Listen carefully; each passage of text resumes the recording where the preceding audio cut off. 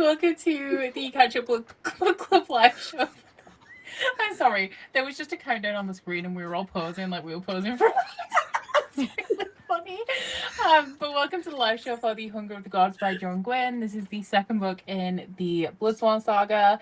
If you're new here and you're just dropping in for some sort of reason, then if you haven't read these books, then it's best that you just don't. I'm sorry.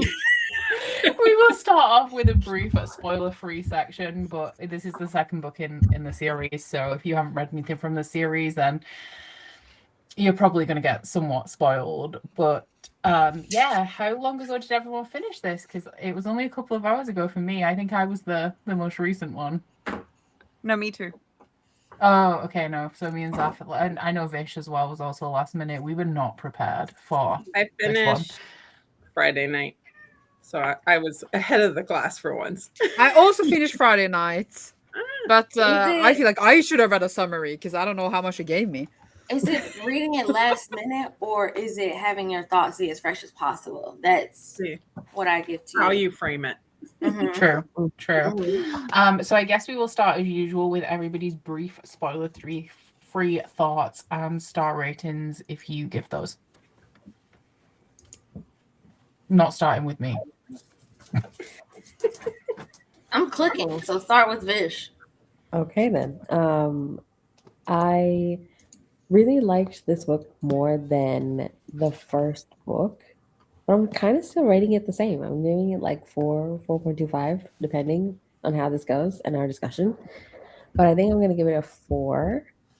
I really, really liked diving into the characters more in the second book. It was definitely a much slower-ish paced, but then also like it's also really fast because we're just jumping between the perspectives and like all different things. I really like the found family aspect in this. Reminds me of Faithful and the Fallen a little bit, and the gods aspect as well. Really cool, but I think it's like a little bit redundant because we've spoken about this like for just John Gwynne in general. And that's the magic to how it's not really explained. But like, even though we already know this, it still impacted like my reading for this just because I want to know how it works. But it wasn't really explained. So yeah, overall, really, really great. Loved it.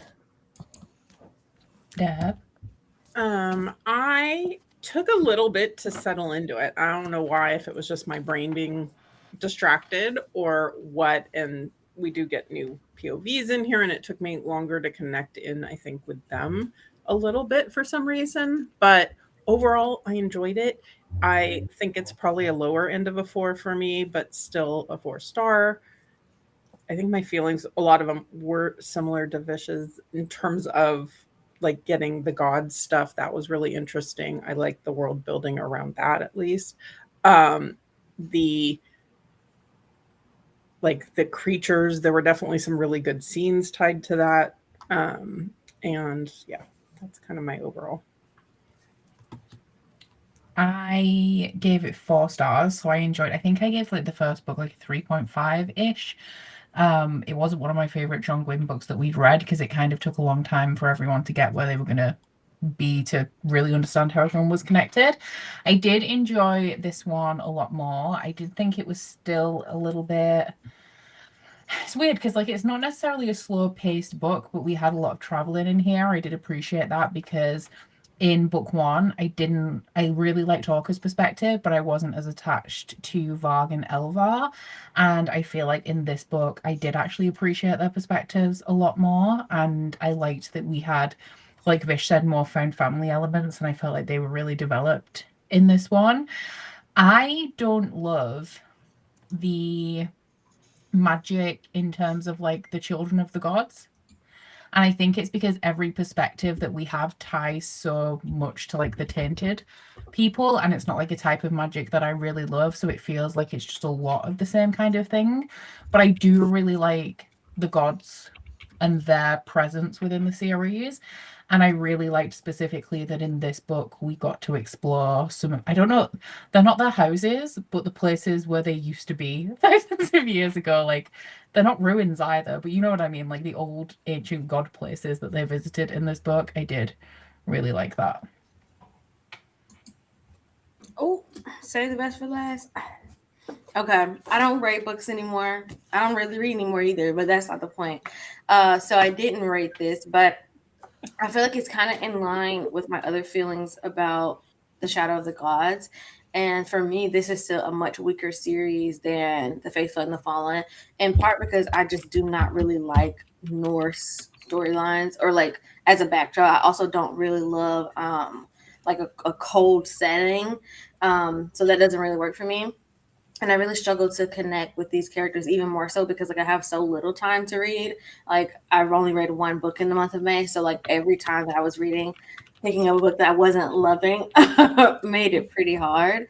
And so with Orca, I love a revenge story, but I don't have any kids. I have a lot of trauma related to children, so like Brecca being the focal point of pretty much every scene, every thought, every action of hers, I don't really give a damn. And then with Varg, I am a known sister hater. If you don't know this about me, I'm a known sibling dynamic hater.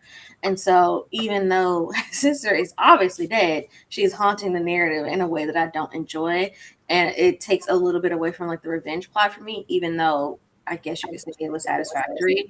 And then Elvar, I just didn't like. I feel like she's a bit of a whiny baby, and I don't think that she would have gotten the position that she got if she wasn't the daughter, like the nepo baby of it all. Like sure, she proves herself, but all those things together, coupled with me not liking like a Norse Viking-esque backdrop and not really reading much these days, I still enjoyed it because it's John Gwynn and I really like his writing, but I don't see myself ever like wanting to pick this up again and like revisit this series. Zaf? I actually enjoyed the familial dynamics. So, like, obviously, just showing a range of preferences here. I did really, without going into some spoilers, I really enjoyed Orca's character, and I just kind of wish that there was a bit more to her leadership potential outside of her son. But I can understand why that was her focal point. In a similar vein, like, yeah, like I also get that with Varg, but I think my frustration kind of feels that a lot of these characters can sometimes feel single-minded, and I get it in the terms of the world that they're in and the brutality that they're in, but I think that's where some of my frustration comes in, because then it feels like we have all of these characters, but they all have like one specific thing, and maybe if they're playing a game, it's again for one specific thing. It doesn't feel like it's as layered, but overall I actually really still enjoyed it. So I'm currently similar to Vish, like I'm around a 4-star at this point. We'll see how things go as the conversation commences. Sandra? So I rated the last one 3.5, and I think I rated this one the same. I feel like when I read Faithful and Fallen and Blood and Bone, I was very immersed and being like really excited to see everything that was going to happen. But I found myself zoning out a lot in this. I don't know why. Maybe I was just in a weird mood. But I kept having to go back and read things, and it annoys me because I like to read fast, and then I have to go back. Then it's annoying. So I feel like I zoned out a bit, which is maybe not good. And I feel like I enjoyed the last one more because I was rereading that, but then obviously I only read this once, so I haven't reread it. So I feel like I have to reread this to enjoy it more. I definitely understand what you mean, actually, because there's so many side characters in this book that I don't bother retaining information about side characters when there's so many, unless they prove to be relevant. But in this book, you only know they're relevant when it's too late, and then you can't really remember who they are. Yeah. So I also think if I reread this series, I would enjoy it more because I'd remember more about the side characters. But there's just like I was flipping backwards and forwards constantly throughout this book to the like character list at the beginning and the actual like core of the book, but there's just so many because you've got 5 core perspectives in this book, and they're all traveling with they're all traveling with like a band of warriors apart from Guthvar, I think, and he's in a city for most of it, so there's like a lot going on, and I also do think that I would enjoy it a lot more on reread. Sorry, this is funny. What is happening? What is going on? Aaron really is the main character. No, what I was trying to do was get the comments on the stream, but then it covers the whole of Sandra and Deb. So I was like, okay, maybe if I move everyone over, the comments on the right. Right. I can't even read the comments through my face. Like it's like useless. It's useless. Yeah, I had Oh. previously read this book, the first 25%, and then put it down, and I can kind of see why. Like, I just wasn't super invested, and it took me about that long to get into it more this time, I think. And so if I had pushed through, I probably would have finished the series, but it kind of works since we're doing this. And I Yeah. haven't read the last book. But it's like I How did like everybody it, come but to- I don't love it. I don't feel like when I read Faithful and Fallen, I was like so invested in certain relationship and like certain characters. And I was just so into the characters. And here I'm just like, it's a bit whatever. Like if someone died right now, I wouldn't care. You get what I mean? Yeah. Yeah. I love how ours just being so distracting. Like I'm trying to Yes, listen to the soundtrack, but it's really hard. So I think it's pretty safe to say from this moment on that we will be talking in spoilers for the most part. So if you have not read this book and you don't want to be spoiled, then I do advise that you vacate the stream as quickly as possible. I know that people in the chat are talking about Guthar. I was so confused about his perspective because he is essentially, I think the first note that I wrote in this book is like Guthvar is a coward, and like, but he's supposed to be, is it a Drenga? Yeah. Which are warriors, and one of my other notes throughout this book is how did he become a Drenga when he's such a coward? Like, what is the bar that low for this? Because the Drengas, I even consulted the glossary, and the Drengas are supposed to be like skilled warriors. I'm like, how? Yeah, I think his aunt just took pity on him and made him one. An then oath he- sworn warrior trained to a high level. Nepotism plays a part Yeah. again. Nepotism sure. is a big theme of this book. Okay, I'm done. Sorry.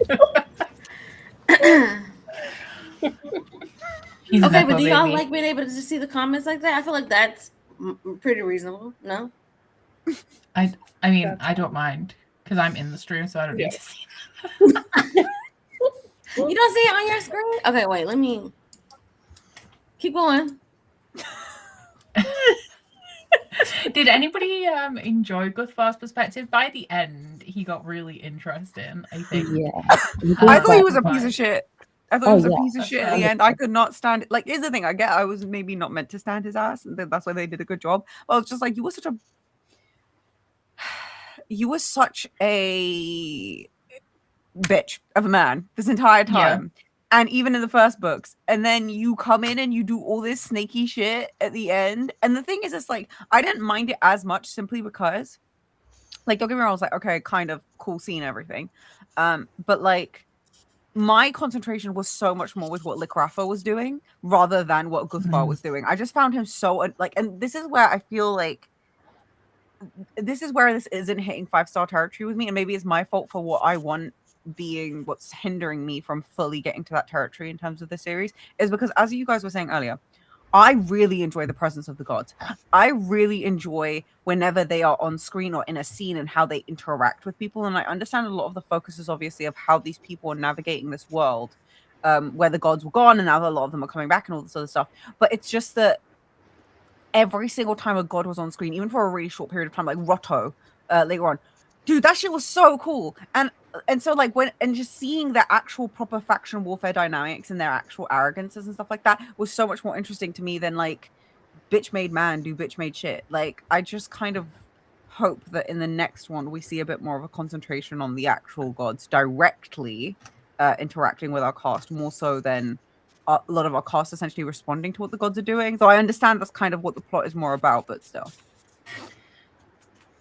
I think that the perspectives that were added in this book were very classic John Gwyn, in that he started off with like the heroes, and then in book 2 we get 2 villainous perspectives.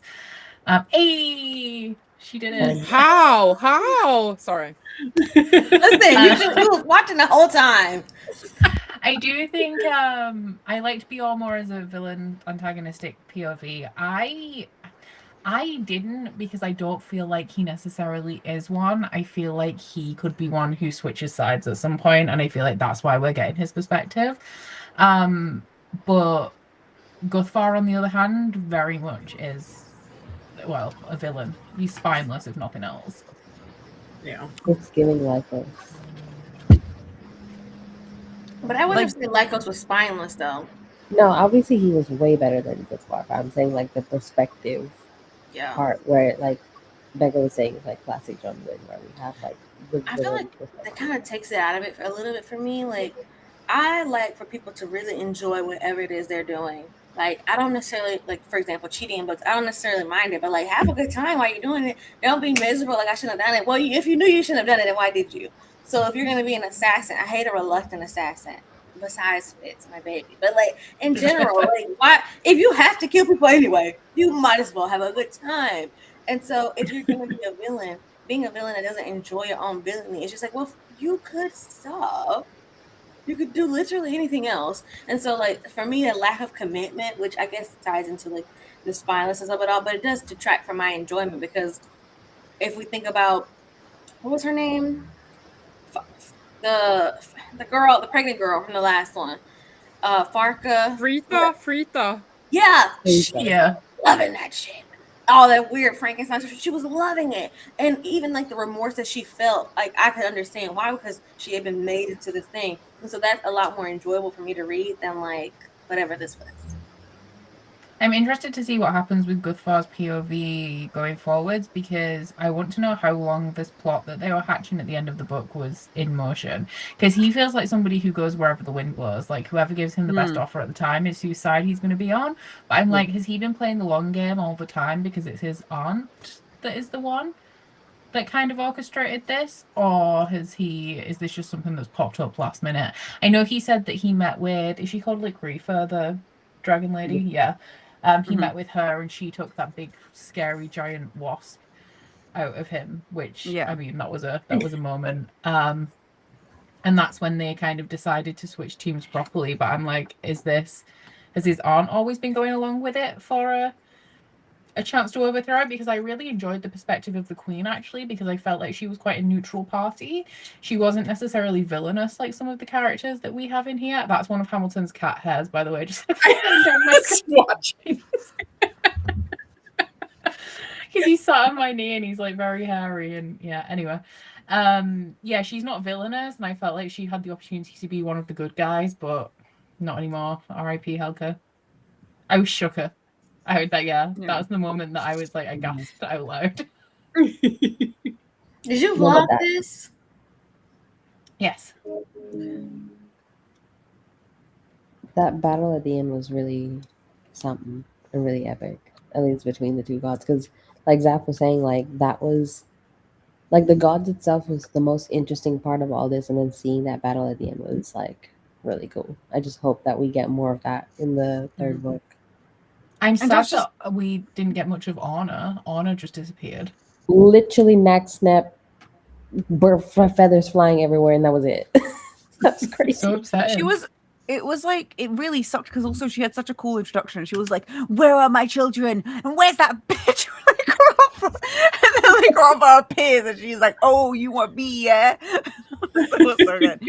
And then she absolutely got her ass beat, which was like, oh. And it wasn't even in a way that's like, oh, she got her ass beat and like maybe there's any way to bring her back. She was completely and utterly like annihilated, bits flying everywhere. Jesus Christ. I was like, gagged, but I was also just kind of like, wow, like you had such a cool introduction, like, and I wouldn't have, I don't know, I just feel like every single time we get a god scene, it just has so much more gravity, and I just find them so much more interesting because they're so arrogant. And but again, I get it. It's meant to be about how the god, like the whole series is basically how the gods are affecting people, and the people who have God's blood are being affected, the people who don't have God's blood are being affected, and the ones who are around gods and how that affects them. Like I get that's the whole point. It just sucks because the gods are so well written, and even whenever they are around for just a short period of time, that they do outshine the other like principal parts of the book. It feels like for me, and like that said, I do still enjoy like a bit of like ploys and, you know, again, like when we do have those moments where people are being underhanded, but everyone who was being underhanded, we knew they were. I think Bior was the only really big oh shit at the end of the first book. Otherwise, I didn't really feel too surprised by people's antics. That made me think of like two interesting things when you said that. Huh? your comment and this comment from Ambitch, rejected for 5 whole minutes. Okay, like, when you say it on its own, rejected for 5 whole minutes doesn't seem impressive. But if I told you, or you saw for yourself, somebody that was dead and had been dead for hundreds or fucking thousands of years, got up for 5 whole minutes, was walking, talking, and interacting, literally doing absolutely anything, it would be insane to comprehend. So, like, also in this context, I think it's also insane to comprehend. And what you said was like the gods, they have this like really intense presence even when you only see them for so long. And I think this goes back to like the Azeroth thing, where it's like immediately when we first saw him, or like he seemed so impressive and so just like God fearing, because it's almost like this thing in horror where the unknown is scarier than the known thing. And then as the series went on, where we got his POV, or like we could see him a lot, it was like, well, it's not that interesting. Like he's like a regular guy, but he's horny and he's doing this and he's farting, or whatever. And so the gods only being present for like very like small portions of time really hones it on that impact of just how much you can do in so little time, but with also out like losing the mystique of being a god. And I remember in like some of the intros, people were talking about like they don't like how the magic system isn't explained. And for me, it's because it isn't magic, it's religion. In the context of this world, this is their religion. This is what they worship. Like even like the bones and like when they cross in and like collecting their remains, and like their different factions based on this, and the blood of this person, the blood of that person. Like you could very easily see how that's like a religious thing. And so, even if you're not religious, you can see you are aware of people who have these various religions and like this blind faith, because that's literally what it is. Faith is like the belief in the unseen and unknown, whatever, that they have toward this God. And when you think about that in the context of this, it is a God to them. And so like they don't need any explanation because this is their faith. And I think that really shows up, especially in like the latter half of this series when rejected for 5 whole minutes, but like the ripple effect that has had and like probably will have. And what is it? The Fury of the Gods? Yeah, I do think that the thing with Honor is mainly to set a precedent more than anything else, because they have the snake. They have the snake skeleton, which the city is built into. So I feel like this is just a precursor for the snake coming to life, which I'm really interested about the logistics of that, given that there's a whole like city built into a skeleton. Like what kind of like the thing is, they also, I will say, they haven't. Okay, this is one thing. We'll see how John Gwynn does it. The thing is, if they bring it back to life and there's a bunch of people who die in the process, it's only going to hit if you actually did some work to humanize the area a bit more and make me give a shit about it. Otherwise, it's just going to be like, oh, all of these people are dead, and it's going to be some crazy, awful thing that I can understand logistically is terrible and semantically is terrible, but I don't feel as much. So it really does depend on how they kind of like navigate. Are you going to actually give me more of a stake other than the base stake of like, oh, lives will be lost? Because that's not going to make me care in and of itself. And I do really agree with Aram's point in the sense that, yeah, it is religion, and that's kind of the perception. And the thing is, I'm so looking at this through the lens of like Assassin's Creed, fucking Valhalla helping me like get more acquainted with like Vikings and stuff. Because I'm like, okay, I've heard these words before. I can understand this pronunciation, and so I can understand a lot of that stuff. But again, it's just like, as much as you might have to be single-minded because you're so war-orientated, especially in a world where again these gods and their powers are affecting so much, so you kind of have to be more grounded in your perception of things. I still don't think that like, and like for me, I actually enjoy the magic system. I think it works for what it is. Even so, I don't think that like they're going as hard as they could be in terms of the mysticism of it all. Because it's only like, I feel all the times that when the magic really comes in, it's like the parts I enjoy more, but that's 150% me being biased, because I'm biased to stories with gods and god involvement, and I'm biased to stories with magic. Like those are two of my favorite things. You really should read Malazan. I will. I'm not campaigning. I'm just saying.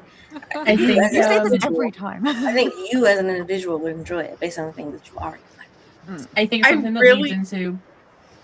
Go ahead, Deb. No, I really enjoyed the scene where we saw the wolf god coming back, and the way it was very visual, and the like layers, the muscles, and this was all like, it wasn't an instantaneous resurrection type of thing. So I can kind of see that with the snake. Like I'm picturing the snake coming back in layers and pieces and people running from the city, like being very dramatic and cinematic. And I am very eager to kind of see how that plays out. I think something that leans into both what Zaf and Aaron said, Zaf with like the mysticism and Aaron with like the sense of it being religion. I think that one of the core themes of this series is going to be more the way that people have turned away from the gods in recent years and how they care more about personal gain than they do about the fact that these are gods. And we see that immediately in this book with the way that they're enslaving them and making them work for them. And it's something that has a chain reaction throughout the book because they do it to Ulfria and then people know about that. So then they try to do it with the eagle. I don't know if they're going to try and do it with the snake because the snake is the big one, right? The snake is the father of all of the gods. So he's like the strongest one in theory. And I can't remember who he's allied with because Orna is with Ulfria and Rotta is with Livraca. I don't think Livrica? either, I can't 'cause remember. I don't think any of them because like Licrifa. I'm pretty sure they killed their dad. Like this. Oh, this so that's going to cause some trouble. But I have Yeah. noticed throughout this book that every faction that we follow is like essentially getting a god on a leash to assumedly further their own agenda. And I'm really interested to see actually how this series ends in that regard because I feel like the perfect ending for this series for me actually would be that the people don't win and the gods do because they've tried to shackle them.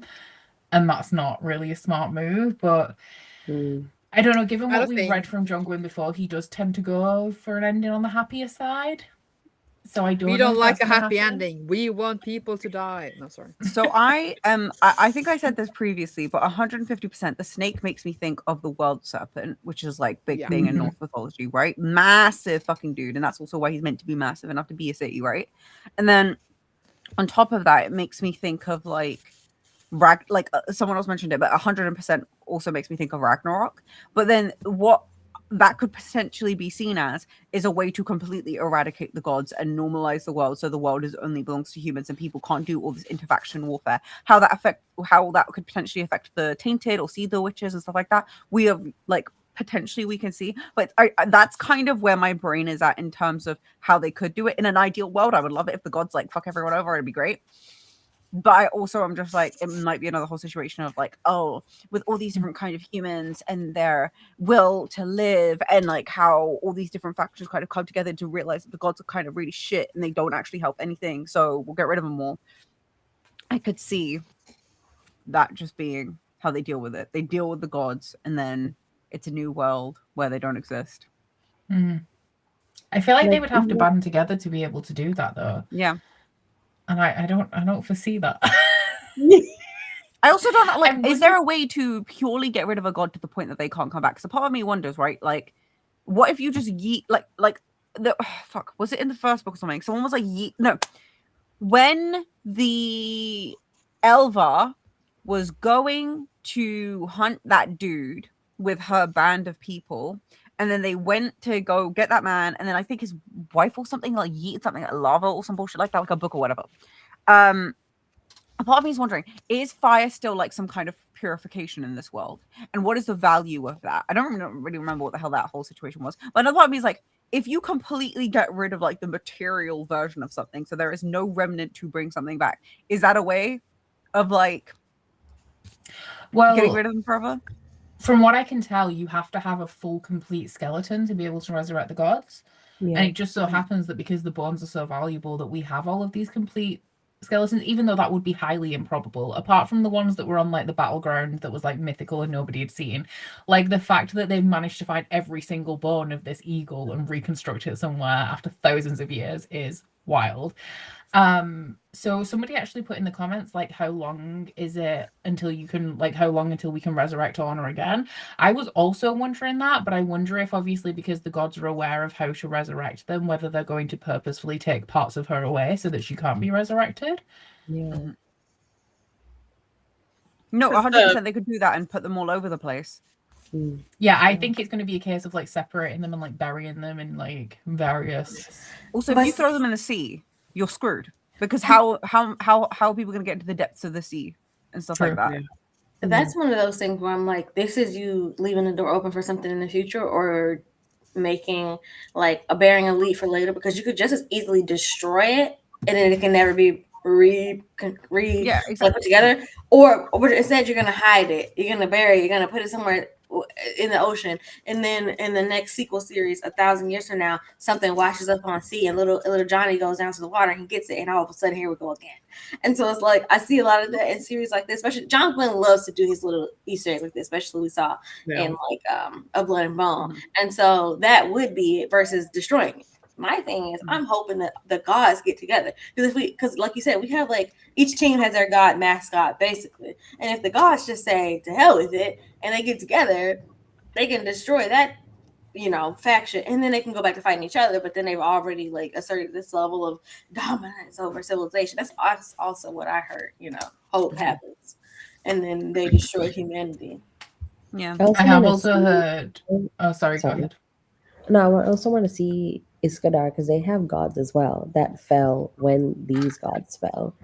And I think we only got one name of like one of the gods in this book, but I'm interested to see if they're also planning to bring up their gods, because when the Bloodsworn went there and killed Jaromir, they saw like different maps and stuff, and they were like interested in the continent. So I'm interested to see if they're also like planning to do the same thing for their gods. We also had a part of this where I can't remember which god it was. Was it Ulfria maybe? Or it could have been whatever her name is. Why Lickreitha? Is that her name? Right, okay. I can't even read my own handwriting. I swear it was Lick Rafa, but now it's like, is it Lick Reefa? I'm going through it right now. I've written Reefa, but it sounds like Rafa, like I think is how I've heard it, because I'd listened to the audiobook at the same time. But one of them anyway said that there were more gods. Didn't they mention Orna's sister or somebody's sister? And they were like, don't even get me started on the sister. Snaka's sister. But I don't know if she's dead as well, like because the rat isn't dead. The Rotter never died. He hasn't been resurrected. He just was going through it. Yeah, poor guy. I think he's just been like holed up in his sister's house, just minding his own business and having a grand time for 1,000 years. He is the rat god. Wait, pause. Am I stupid? Did we not literally see him? Rotter? Yeah, but I mean, like, he's just been around for like 1,000 years. Oh yeah. Just hanging out. Mm-hmm. Sorry, I was like, but with the wolf, and we've got the wolf god and his daughter, but his wife and other kids have been destroyed. And there was a sense with that where she told her dad, they're gone, they're dead. Like there wasn't a sense that they could come back. And I'm assuming they're kind of on the same god family tier, but I'm not sure. I just had an idea. Yeah. You know how like at the beginning of the Hunger of the Gods, they talk about like the lore behind why whatever happened, and they all started like collecting these bones because they have these properties or whatever. And it makes me wonder if like it kind of has a Dune vibe where it's not prophecy, but prophecy was set out to do that, because if the only way they can be resurrected is to have all the bones, then it would be kind of imperative to ensure that all the bones remained together and intact, or like in the world and not destroyed in a way that would prevent them from being, and like these people are their descendants and their followers. So it could have very easily been a thing where they spread this lore about whatever magic would be tied to their bones, because if not, then there wouldn't be enough bones around to reconstruct entire giant gods. That is fair, because in other lore or like fantasy stories that involve bones, it's normally like if you grind them up, they have magical properties. But this is more about just collecting the bones than it is about doing anything with them. Yeah, like retaining them. And I'm wondering if, like, so for example, I'm wondering two things about Snaka's sister. The first is that she is potentially the matriarch of the other line of gods. The ones in, is it Iskaden? Is that what it's called? Or that, like, we're going to see a handful of gods. I feel like she's important, though, because she's specifically been mentioned, so I feel like we're going to see her again or have something to do with her. But also, potentially, there are gods whose bones have gone missing, so they can't come back. But then also, the gods that the humans don't even know about and don't worship. Why? Like, what did the family members do to them to just erase them from the world? Is it because there's no bones? So they've just been forgotten? But you know, one thing that also goes through my head, right? Hear me out. We just saw this whole situation of like how there's some kind of transference within the blood of like one, you know, like, we literally saw it in the whole situation with Orna versus the Crawford, and like when the queen was like stabbed, her son goes crazy because he then start like having a calling in his blood. And we also heard, like, I think it was Bior, like what was it, Bior or one of the other characters? They had a level of sentience within that tainted perception with it, like of them, to the It was point that they're Bior somewhat... kept saying like he was missing the Battle Grim and Elvar, and then when he got around Rotta, he felt at peace. He was like, oh, I don't miss her anymore. Like I feel a lot calmer. Like I feel like I should be here. Yeah. And so what kind of goes through my head is like, this might also be a way that the gods are able to use other people for their own means. One, attributing to their own selfishness, but two, it's like kind of like how even if the physical form is gone, the psyche still somewhat remains through like the people who've had those interactions with their bloodlines. And obviously some people's bloodlines might be eradicated, we don't know, but the fact that it does transfer is also something that I found kind of interesting. And also, apart, like the whole conversation between the two different areas, we haven't obviously learned enough about what's happening at Iskadel other than like the whole taking kids and that the whole ruse that they were up to. But the fact that there was clearly some other bigger thing that was happening between gods, and even if they want to keep it centralized to Norse, it's interesting that they're only on like 2 countries really, where this is taking place, as opposed to like a bigger country situation. Because is it really all the gods were centralized into this specific area? Was there not shit going on in the rest of the world? Like that's where my brain goes, because I'm like, even if it's the entire thing is like a Norse themed world. But didn't they come together to like fight? It was like an epic god battle that killed them, essentially. They all killed each other. So they had just congregated to beat each other up. And they all died. That was very much in the north of this map as well. I've stopped consulting fantasy maps for the most part, unless I really need to understand the logistics. So it was only about halfway through this book that I actually looked at the map and I was like, wait, is that it? Like I thought this was like a city map, and I was like, oh, there's another map, and I'm like, no, this is the whole world. This is all of it. Yeah. That can't be the whole world. That's so baby. I'm guessing that this is the medievals. I get it. That's their whole world. Like the historical thing of like they don't know that the world exists outside of them, but they are a seafaring people. But if what about the rest of this world? Yeah, there's no edges. What about the rest of Vigrid? There's beach shit up there. Yeah. And I get it. Like, again, maybe it's just centralized to the small location, etc. It's just that when you make the consequences so grand and you are making these beings so grand, I have a very hard time actualizing that, like, things are this contained. Even if they were having this big ass fucking warfare. Oh my god, have you seen how big Snacker is? Yeah. I was just looking at that. Yeah.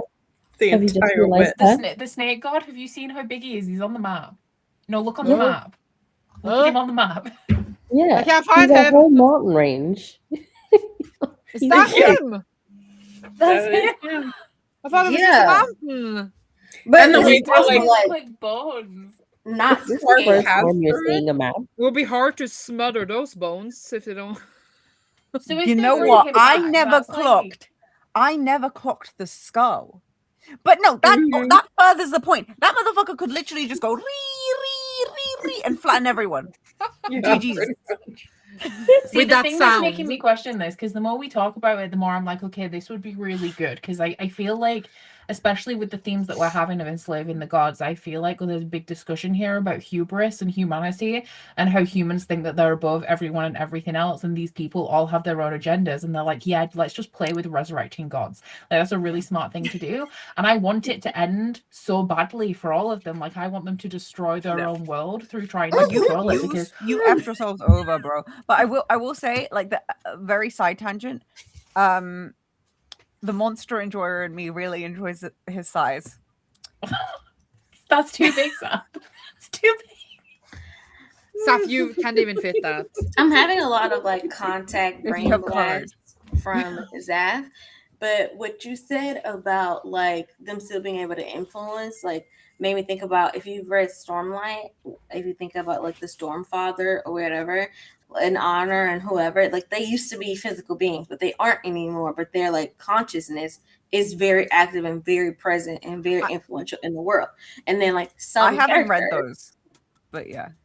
You're going Girl. to. Okay. Yeah, I was about to say that's a really good segue. I haven't read those, but Are we going to? Well, If anybody's The been waiting for the characters- Cosmere readathon, Sandra has finally posted. have a y'all not been video. doing that for like 8 months? We haven't No. started it yet. We're starting it in started. the summer. Oh, time is an illusion for me specifically. I've You're in Asian the dog years. chat like an imposter because I added you. You can read it. I don't have Instagram on my phone, so I only ever see Instagram when I'm on my desktop computer, which is never. So And You chats bought aren't a great game on it. desktop. I assume you used it a lot. I assume you were on your desktop computer. to play yeah, it. I'm always at work, but death to the man. Anyway. Also, okay, we I like the learned. Amber Witch. Go Go ahead. ahead, Deb. No, I was just because we learned like toward the end that Brecca has the two bloods in him. So it's also made me wonder, like, why haven't the other bloodlines been diluted down? If is it just that people are very segregated into their bloodline and which god they're affiliated with? I think they were saying that it was really rare that the two gods in one person would happen. Yeah. Obviously, it's like convenient that Brecca has it. One would obviously fight for dominance over the other and lose. Brekka was thrown Yeah. into the river. Do you think he would drown? No, do not I think he don't will think he will try. She was just I like, also survive. don't think the orc is dead. If I had to guess, he'll have a POV in the final book, but who knows? I had a peek at the third book, honestly, because the way that it ended, I was like, I need to know. Mm. Can I just say, I am sad about Orca. That does not please me because I feel she has potential, especially as someone who used to be the leader.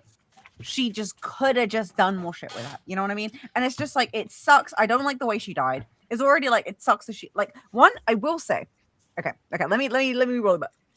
I will say, I like the foreshadowing that they did for the death.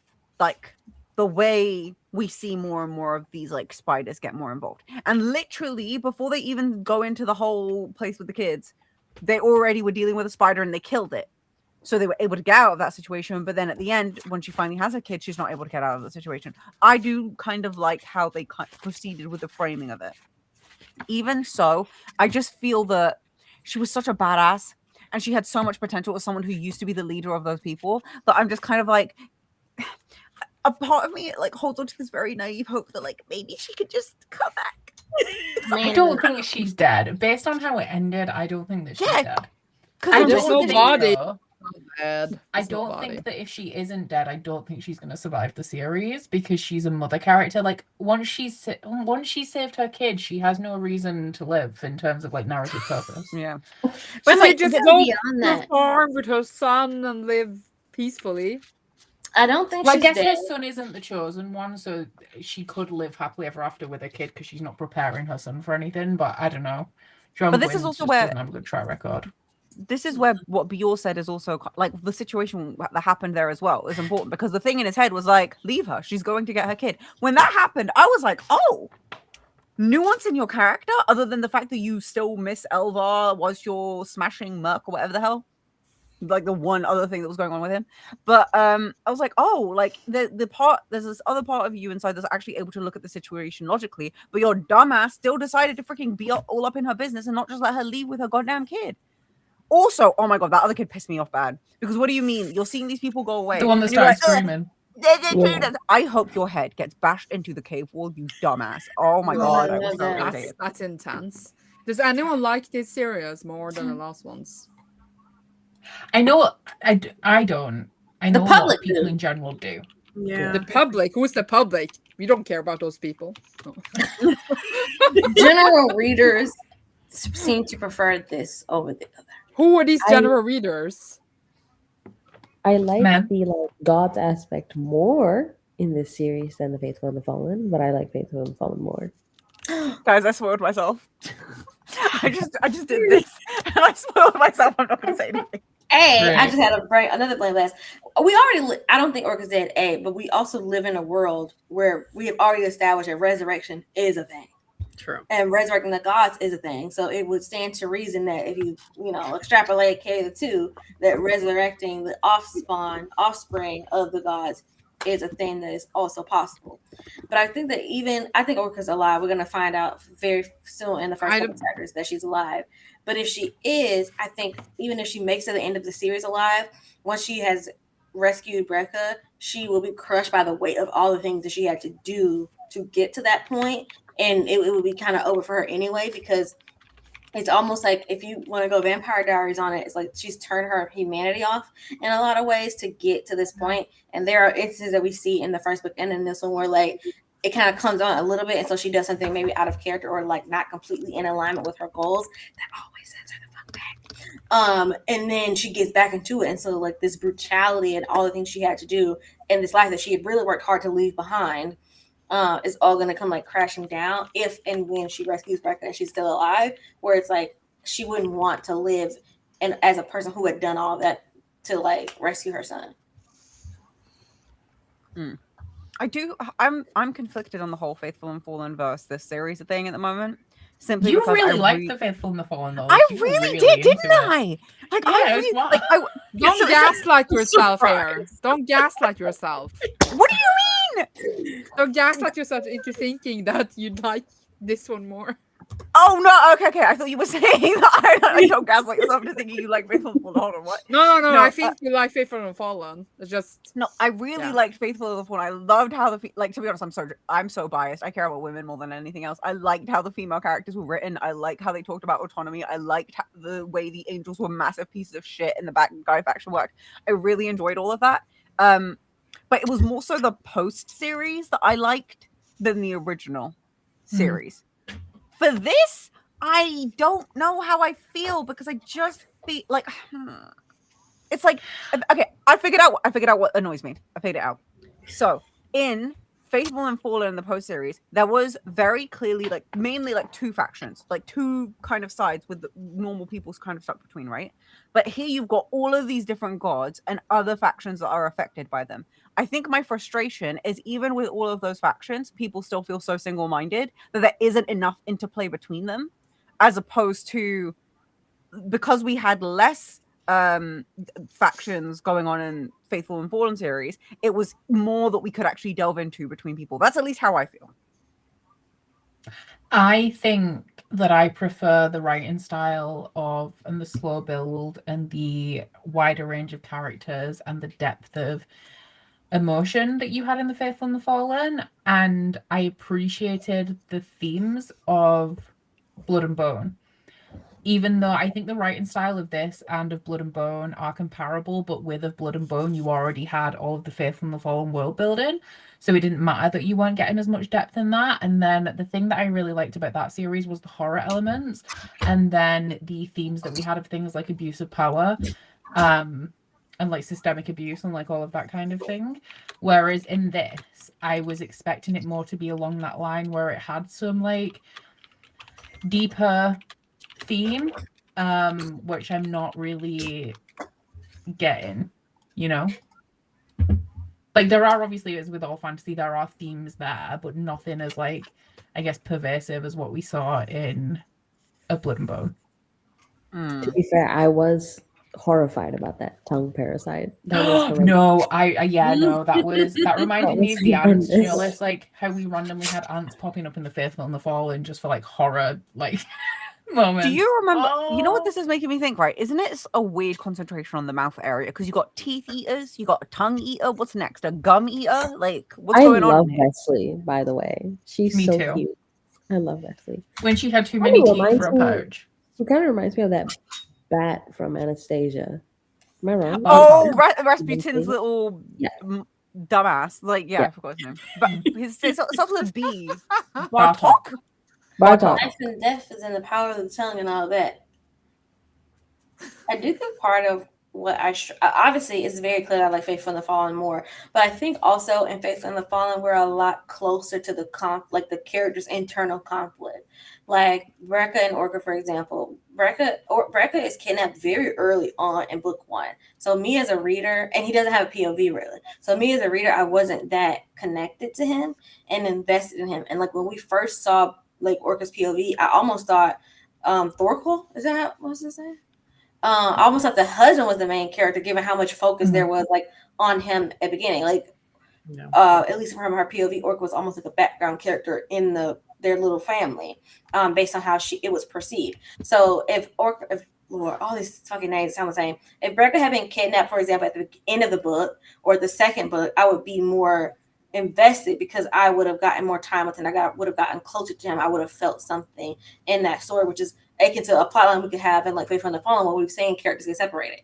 With Varg and his sister, if you think about even with, is it Kywin, however you pronounce it, Kywin and Corbin, them being separated and their motivation for them getting back together, I felt a lot more for that because we'd gotten to know them. We've seen them as siblings. We saw their relationship develop, and we could see their connection to one another. Whereas when the story starts, Varg's sister's already dead.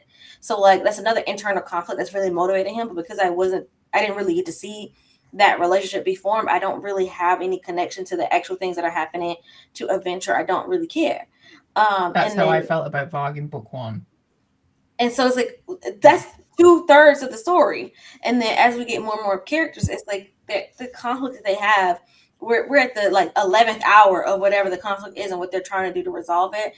And I don't have any investment because it's like my investment comes from being there when it's good or being able to really see it unfold, which is why Elvar and Bjorn, I actually like react to that because we got to see how everything was sweet and them hunching on the sand, on the blankets, and like the it going on from there versus like if you had just told me she was scorned, okay, and that might be like not a fault of John Gwynne as a writer because I feel like Robin Hobb, for example, could make me care about a relationship I never saw. I mean, she has, in fact, made me care about a lot of relationships that I never saw, characters that I never met at all. Think about chivalry, but I don't have that here, so I'm relying on that relationship building, that connection forming, to then have that impact for the rest of the story later. Sometimes I just think about the realm of the Eldlings and I'm just sad. Why are you Honestly, sad? I've been looking back and feeling really nostalgic. I feel cried like in front of her. I met her like 2 weeks ago, and I told her about Catch Up Book Club and like how I was torturing myself during the pandemic, reading those books in like one sitting. She literally asked me, "Why would you do that?"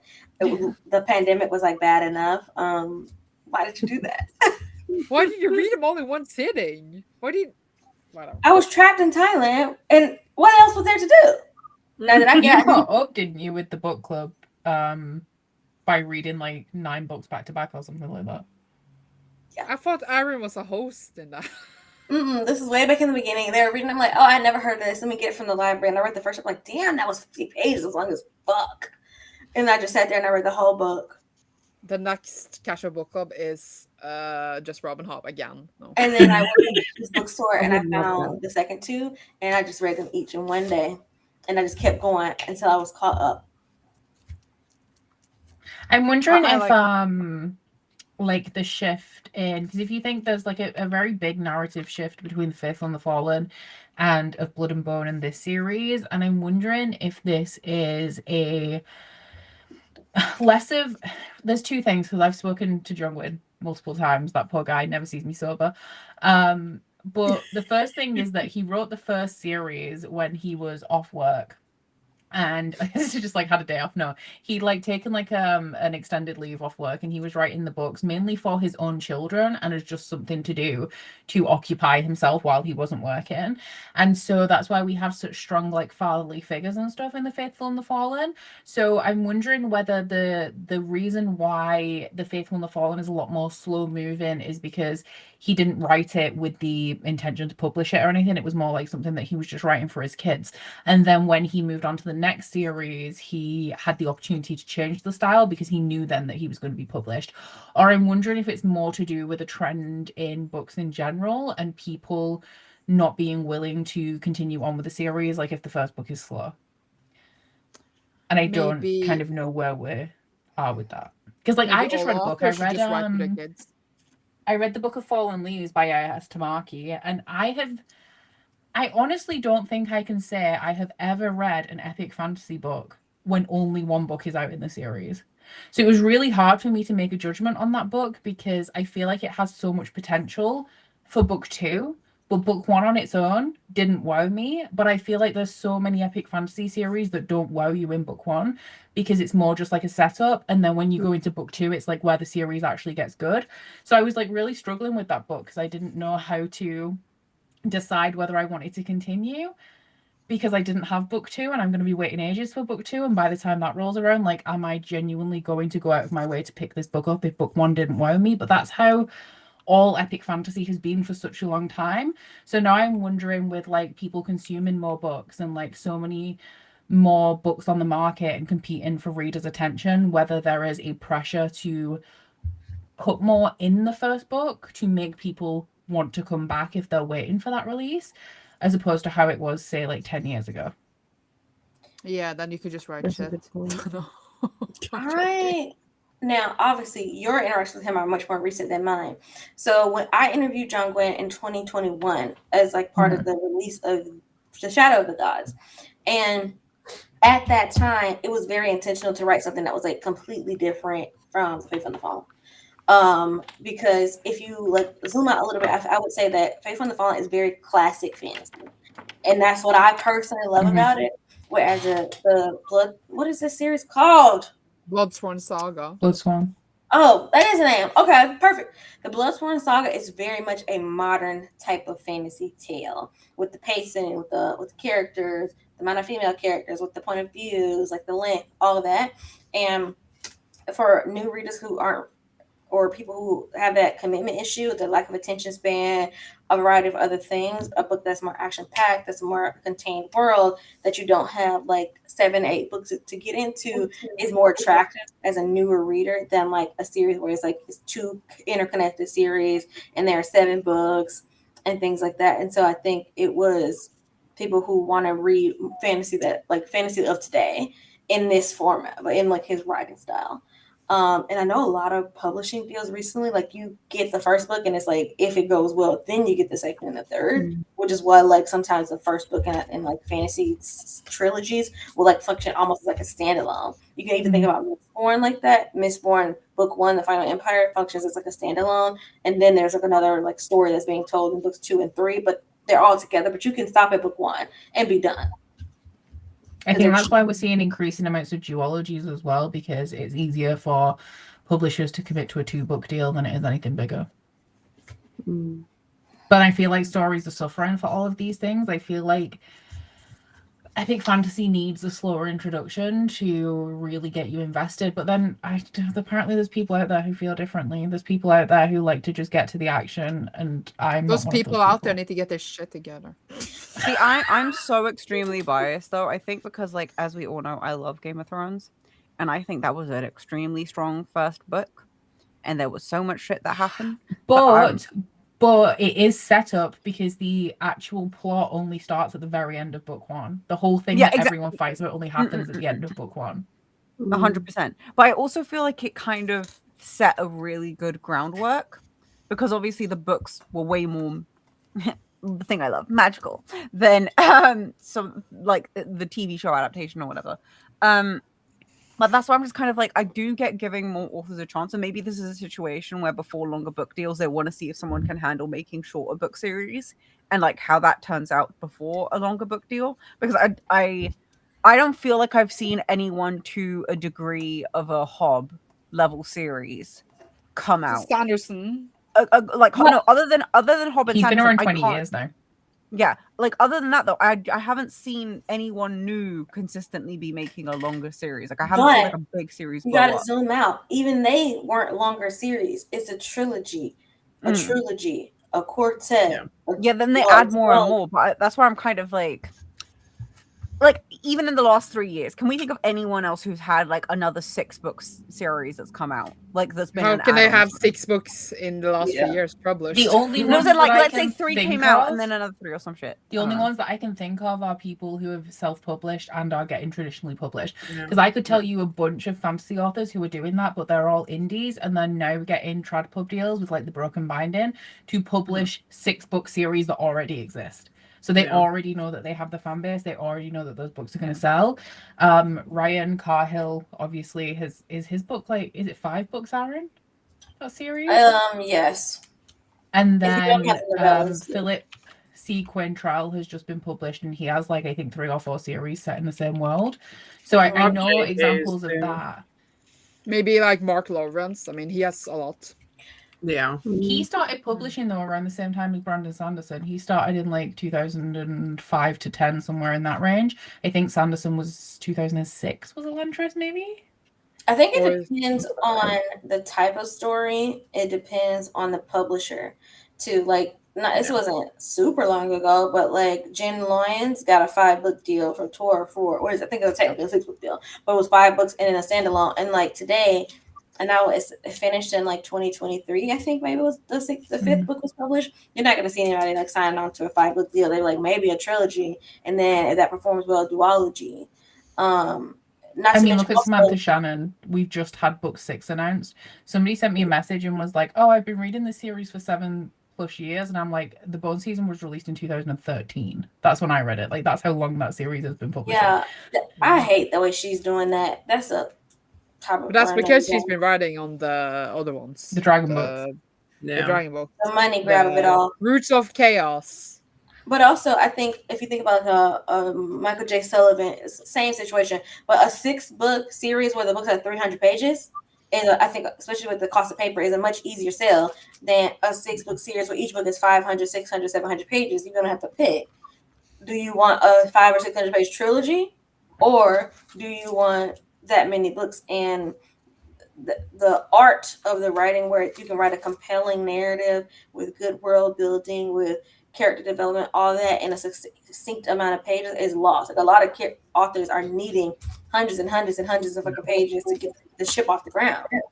There's also a pressure to publish a book a year or else you're forgotten, which has always been a little bit different in the adult fantasy space, I feel. Because I think everyone's aware that adult fantasy writers take a long time, but then I think that publishers are also very much trying to avoid like a George R.R. Martin, Scotland, Patrick Rothfuss versus situation, because that's also quite common in the fantasy genre. Mm-hmm. I mean, publishing a book a year also though is like good for the author's finances because the money that they get for the book deal is split in 4 parts. So you got your advance, you got first draft, final draft, and then on release. So if that's it, and then like you have 6 months to try and earn out before you can get a royalty payment. So then if you don't have a second book already lined up, you're not getting any more money until you earn out and then make royalties on top of your earn out. But if you have another book and want to sell it, then you first draft and like that's how you kind of keep that. They're like kind of working for. I just thought of a more recent series that is in multiple parts, and it's obviously Red Rising. That was a 3-book deal, and then another 3-book deal. That was because even that was 13 years ago. Yeah, 2015. Was it 2015 or was it 13? 14. I think 2014. Yeah. So, and even then, he sold a completely different series than what he delivered. He just had to hook him with the first book. Yeah, that's why the first books are dystopian and the rest are space operas. Mm-hmm. Very, very clever. Very clever. But if you think about it, like Patrick Rothfuss and George R. Martin has sold out their advances long ago because they keep selling books. But the thing is, even with that, the George R. Martin re-release, whatever, that's paying for more than 6 different series to be published. The reprints and re-releases, are, like I think it was a publisher said, like the one Brandon Sanderson book pays for like all of our books for next year. Based on like the amount of sales and whatever. So you need. When was Malice published? And the first book was published, I want to say in 1999 or 2000. No, Malice. Oh, Malice 2012. 12. Yeah. Oh wow, I didn't realize. I thought it was a little bit later than that. How did we get onto this topic? Oh, we were talking about the difference. It was me, the difference in the writing. Yeah, it was you. Yeah. Different.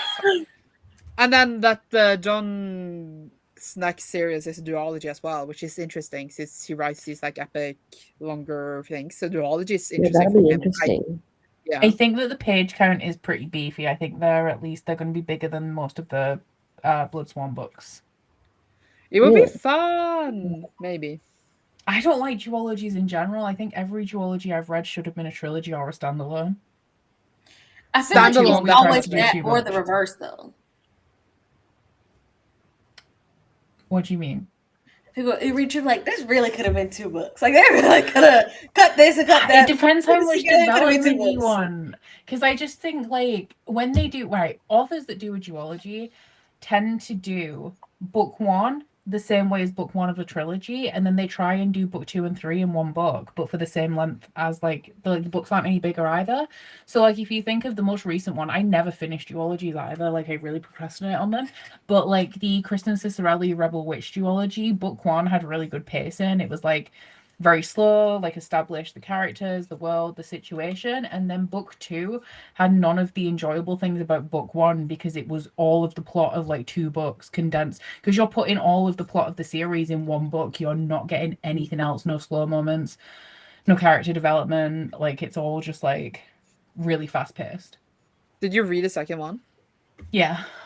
Did you like it at all? I gave it like 3 stars because I still enjoyed the characters, but I didn't Same, like but the I execution. love the first one. Yeah. Me loved too. the I give it first 5 one. stars. Same. Sorry. Yeah. Rothfuss is different, but like George R. R. Martin doesn't do any of those things to make money. He actually just likes that, like making anthologies and shit like that. Like he's a multi-millionaire. His kids don't even have to work. Like he just does that for funsies. He's an eccentric old man with lots of money. He's and time. always been a big anthology guy, though, hasn't he? Because even before Yeah, he was like, as famous as he is, he wasn't doing anthology.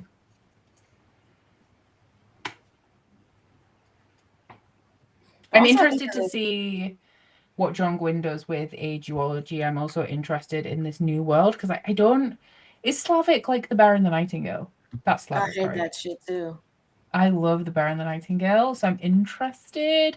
But also, it's going to be like a much more like masculine, I imagine, battle heavy series than The Bear and the Nightingale. So it's going to be very different tonally. But I don't think I've read very much with that lore. I do like the lore in The Bear and the Nightingale, though. I, don't I know mean, why I think Witcher is Slavic, isn't it? It's Polish. So yeah. Yeah, but isn't Polish. No, so I'm saying yes, so yes. Yeah. Okay, should we try and get back on track to this actual series? Yeah. I don't have It's any. always say. Guys. I know it does always happen to us. At least we're still on the same topic of just like fun. We're still like referring back to this series, so we're still kind of on topic. Mm-hmm. What do you think is going to happen at the end? Like, what are your predictions? Predictions for the last book. I would love to predict what I said about the gods kind of just getting rid of everyone and banding together to prove that humans are stupid. But I do know the one thing that I know about the end of this series, this isn't really a spoiler at all, is that it's like all of the Banished Lands books in that it's very much not open, but open enough that it's very easily believable that John Gwynne could write in this world again. So I don't think we're going to have such a dramatic final ending because we need something that he could write again in the future in this world.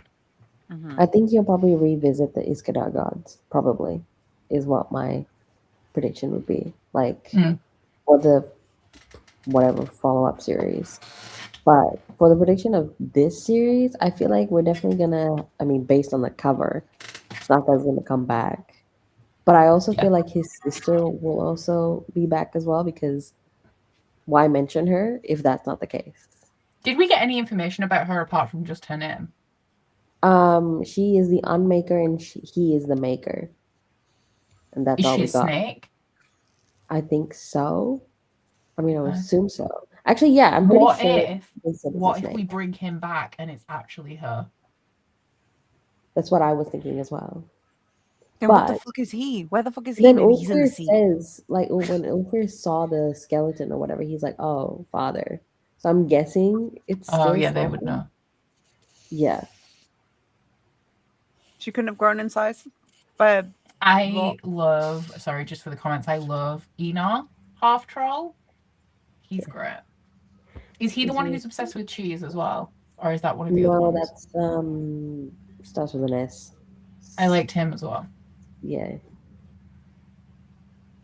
it's great. How do we feel? Oh god, no, carry on with predictions. No, I was literally sorry, going to say, I'm like, looking similar at- situation. Either God's going to F everything over, or we F God's over. But if he's leaving it a bit open, the whole, like, let's be real, the big draw of the series is the gods and people's interaction with the gods. So I don't know, maybe there's some kind of coexistence that's happening, but some factions are definitely going to get wiped out, I hope. I think there's potential for it to be, as Aaron kind of said, where like a bone washes up and then we start this whole cycle again, because essentially that is what happens in Blood and Bone off the back of The Faithful and the Fallen. It's like everyone's forgotten how bad it is. Let's try again. Yeah. I mean, they are gods. They could wipe out all the humans and then just start over and create new humans. And we go many, many, many years in the future and start all over. I know In the that duology. because it's a John Gwen book, but I want more series to go for it where the ending is not happy and like the good guys don't win, or like there is just this massive, just ridiculous cost. I actually think Pierce Brown's gonna go for it, but most authors, like 90% of the characters, are gonna get a happy ending. You know, like there's still some hope, and but that isn't, I don't think, the reality of war, and that's kind of where a lot of series lose me. None of the main characters really die, and if they do, it's just one. The good guys always win. There wasn't this like unknowable, unpayable cost and consequence, which I think, given the gravity of all the things that are built up in this world, in this series, would be natural to me, because literally the last time all the gods were up, there was this catastrophic world-changing war. They all killed each other as a result, and it's like, so why wouldn't that happen again, or at least something of a similar like capacity? Because if not, then what was the point? And so I really would hope that we would see like some epic, soul-crushing, world-ending things that a lot of characters would pay a really high, like a cost that it would take generations to pay. You know, I want to see the main characters die. I really do. It's always shout out to you know who and what trilogy where both the main characters died. I'm not gonna name it because I don't want to spoil it. But I want to see the cost of resurrecting gods. Even the character bands themselves, I don't feel are actively like paying enough of a cost for resurrecting gods and like the impact that would have. And I really want to feel it. I want us to use all those 1,000 pages to really feel the damage and the impact, and like the almost of, was it even worth it? Have we created a monster for ourselves? Have we like been the agents of our own destruction? That's what I want to feel in the book. I'm not gonna, but that's what I want. Did you say 1,000 pages? Not 1,000 pages. I mean, it's gonna feel like that when you're in there. It's like 500. Yeah. The thing that goes through, like, I want irreversible consequence. That's the main thing, regardless of what it is. Because even if people are able to survive, I want it to actually feel like there has been a change that's happened in the world, that we can't go back from. So this is a really like odd example, but this is the best way I can think about it right now. Has anyone watched Weathering with You? Yes. Okay, so you know how in like spoilers at the end of that movie, they basically get to a point where the entire world is always raining all the fucking time, and instead reality. the situation could have been that they sacrifice this one girl and then everyone can have normal sunshine and normal weather, but they decide not to, and now everyone's having to deal with this extreme rain climate, but the characters selfishly got to be together. To me, like I know that's a specific anime romance example, but my point is the fact that the world still had to bear for the consequences for the character selfishness is something that I enjoy. So I would like something that literally just changes the entire world state in one way, shape, or another, that actually makes it feel like we didn't just go back to where we started in some way, shape, or form. I don't know if John Gwen's that sadistic. He's quite jolly. Here's the thing, there could still be some level of hopefulness, but I feel like you can't sell that all of this awful shit is happening because of these gods and all of these things that people are doing to each other because of the world state that they're in, and then not do something that's actually going to make me feel like, oh, okay, there's something beyond just the gods being resurrected that's changed this world. If they resurrect that snake, irreversible consequences straight away, because they're gonna rip right like the middle out of the world. But I really think that we have to be building up to this point where they're all harnessing these gods, and in the process of doing so, they're destroying the world. So like, what's the point? Like, the thing that you're fighting for, it doesn't even exist anymore. Because even just at the end of this book, with Honor being resurrected and the fight with the dragon that I can never remember the name of, Lakrifa. destroys the city that they're in. They destroy Likratha. They destroy all of the buildings in that city just by resurrecting her. If they if they resurrect that snake, it's game over. Because there's a city in its skull, and it literally Likratha. forms the backbone for the world. So if Like, they I almost But I Sorry. think that'd be so slay. Like, oh my god, I'd love that. And imagine like a random ass volcano happens because he's so fucking big. Oh, hot. I think that they're gonna stop for the snake from resurrecting, and then they're gonna be like, yeah, it's chill now. Yeah, recover. I actually think the people will be part of it. Like, think about like those sci-fi series where it's on like a world ship, right? A generation ship, and so it's a huge ship. Or I think it's like Nicky Drayden has a series where there is a whole generation ship inside of a whale or like a flying whale type creature. Also think about Red Rising and Pierce and that Leviathan. And like you said, we're gonna see the parts come back together. So it's like, actually, I'm gonna have a belly of the beast moment. I'm gonna come out of this motherfucker, and this is gonna strengthen this power, because like this is the gods are destroying the world, but the gods made the world. Because if we think about this body of Snaka, that's an entire mountain range, and like the change in climate and divide and this and that, and like even a waypoint. So once you have removed the entire mountain range of this body, even just the landscape of the world, not to mention anything else, looks different. So that's going to impact the climate. That's going to impact grazing patterns. That's going to impact all these things. And like, that's what I want to see. Could you just imagine how big his dung heaps would be? Like, it would be so bad. And Well, like, you know, everything that I've learned on Perfume Talk, they would just get it and make a perfume out of it. they might, to be honest, they'll be like, oh, remnants of gods. But then also, it's like, what goes through my head is like, I really would love a sequence, also adorable dog. I would love a sequence where we just see people in the city die. Like, as this god is being reconstructed, they're trying to get out and they can't get out and they're all trapped as in like flesh and scale come together and people dying in stomach acid and stuff. It'd be so cool. This is my puppy.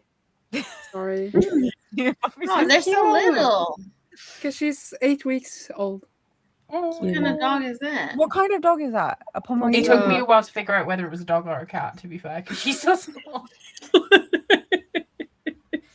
Look She how is- quiet she is. She is a Kleinspitz, which is like they're in family with Pomeranian, but she's not a Pomeranian. What's her name? Her name is Kiki. Is that delivery service? Well, yeah, kind of. Are you going to teach her to fetch real good and then she can be your delivery service? Yeah.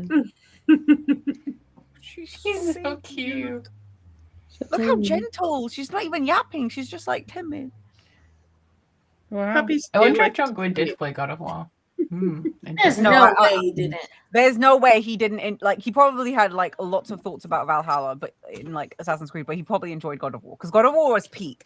Everyone played God of War Ragnarok as well. Like after God of War, you have to play them both. It's a good duology.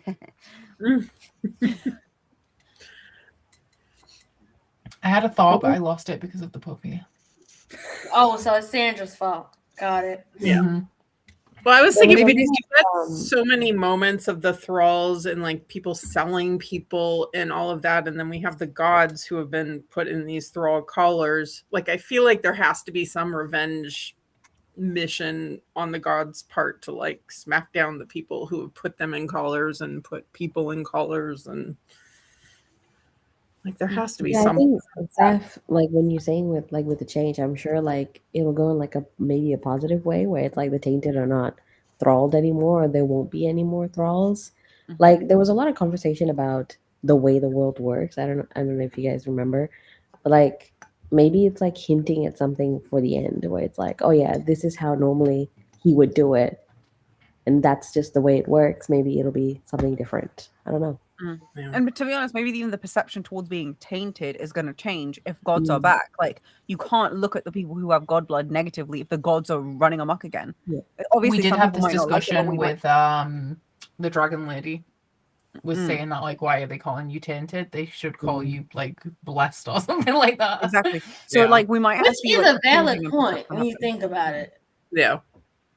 But then this is another instance of like how we're seeing the humans chain the gods. It's another instance of humans othering people to make themselves better, or should I say not humans, Western society more than anything.